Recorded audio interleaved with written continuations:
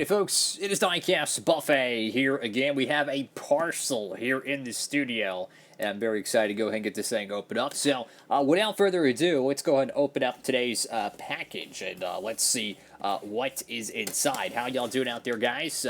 Make sure to give the video a huge thumbs up if you don't mind, and comment how your day's going, fellas. Of course, this box is from our friends over there at Circle B Diecast. Can't open it from this side because that's got information on it. Of course, got this with the promo code. If you want to get, save on shipping as well, you can use the promo code down below. Use code DIECASTbuffet on any orders $30 or more. Let's go and get that out of the way. And you'll save on shipping, guys. So let's go ahead and open this parcel up. And we got some awesome die-casts in here, guys. So let's go ahead and check it out. First car out of the package. Check this out. Wow. Look at this die-cast. This is a 1984 Richard Petty final win, the STP Firecracker 400 raced win Pontiac. Oh my goodness, man. As a huge fan of Pontiac, this is incredible. This is absolutely incredible. Look at the donut mark there. You have kind of the chrome-looked wheels, and the bumpers on this thing are chromed as well. This is one of my favorite die-cast releases of 2022, and I love the NASCAR Classics line. This is amazing, dude. I've seen people do a review on that piece. My goodness, one of the best releases, hands down, of the year. And check this out. We got a Kyle Larson next-gen die-cast right here in the studio. Your defending Cup champion. And wow, what a cool-looking machine. This is the HendrickCars.com Chevrolet Camaro, and this is a very popular paint scheme. This is the primary car for your defending Cup champion, and wow, man. It definitely gives me some Jimmy Johnson vibes, because you think about it, in 2013, Jimmy Johnson with the brand new car, Gen 6, he wins a championship that year. He didn't win it in 2012, but just seeing, arguably the best in the sport right now, at the top of their game with a new car, it just really reminds me of Jimmy Johnson 2013. Really, really cool stuff right now. That is awesome die-cast. Can't wait to review it. All of these cars will be reviewed right here on the channel. It's a great opportunity to subscribe if you haven't already. And I tell you what, it's almost like back from the dead. Kevin Harvick, what many was, looking at, his career was coming to a close. That his final win was already in the books. And he goes and wins Michigan and Richmond back-to-back, and now is a championship, dare I say, favorite? I mean, think about it, guys. He's got a great opportunity to win, but the whole right side of this die-cast is screwed up. Wow, that looks good. Like, the whole right side is climbing in the windows. That's great. We'll look at this side because it looks better. But yeah, this is the first ever next-gen Kevin Harvick die-cast. This is also available in Wave 2. They do have the Hunt Brothers Pizza car in Wave 3, but wow, man, that is awesome. It's going to be a very, very, very popular die-cast. All the Kevin Harvick fans, with a brand new sponsor, Gear Wrench, which is so weird because when I think of Gear Wrench, I think, Jamie McMurray. I think of Kurt Busch. We got one more die-cast here in the box, and oh my goodness, check this one out.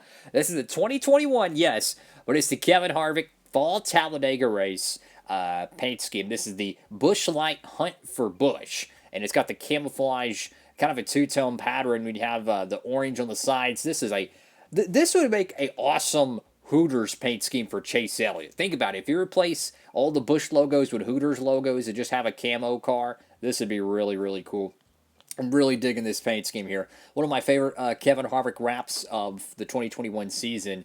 And, man, that is a cool-looking race car. This did run at the Fall Talladega race. I don't remember how well he ran, but you can see the yellow playoff logos, which is pretty cool. So, we got a 4-car haul here. We got more on the way. And plenty more to review here in the studio. Let's see if we can get this set up correctly. I know my lights are a little bit different for this video. That happens. Anyways, they'll be back to original format for the next diecast review. Don't worry. But anyways, a small but a very, very plentiful diecast haul here. 4 amazing new 1/64 scales here in the studio, guys. What do y'all think about these pieces? I mean, if you're a Kevin Harvick fan, you're loaded. If you're a big Richard Petty fan, my goodness. And I tell you what, as we're gonna set the Larson to the side real quick.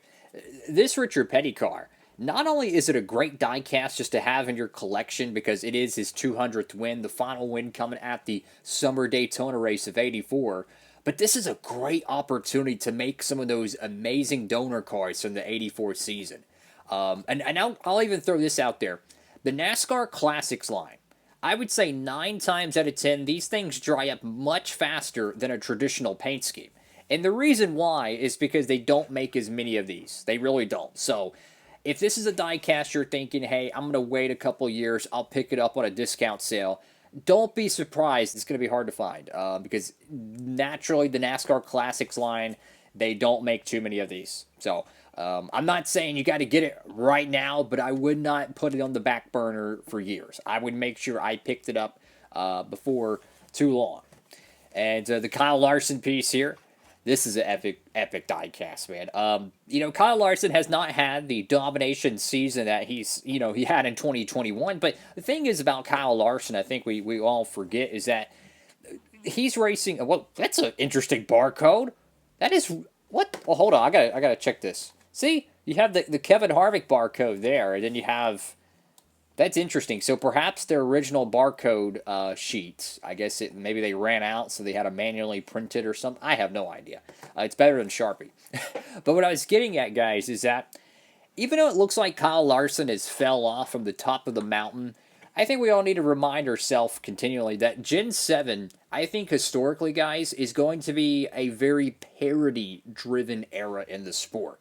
You know, we're going to look back at the records, I think, of, you know, Jimmy Johnson winning, what, like 10 races in '07, and Jeff Gordon winning like 13 races in '98, and Larson, and, you know, winning, you know, so many races last year. Those are numbers that are going to hold true in their respective times.